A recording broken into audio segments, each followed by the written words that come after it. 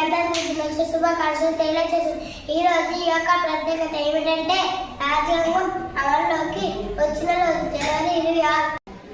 అందువలన మనం ఈ రోజును రిపబ్లిక్ డేగా జరుపుకున్నాం. మనకు బ్రిటిష్ వారి నుండి 1947 ఆగస్టు 15 నాడు స్వాతంత్రం వచ్చినప్పటికీ మనలను మనం పరిపాలించుకుంటకు సొంతంగా రాజ్యాంగం అవసరం వచ్చినందున మన రాజ్యాంగ పరిషత్తు వారు రచించిన రాజ్యాంగం అమలులోకి తెచ్చుకున్న రోజు జనవరి 26.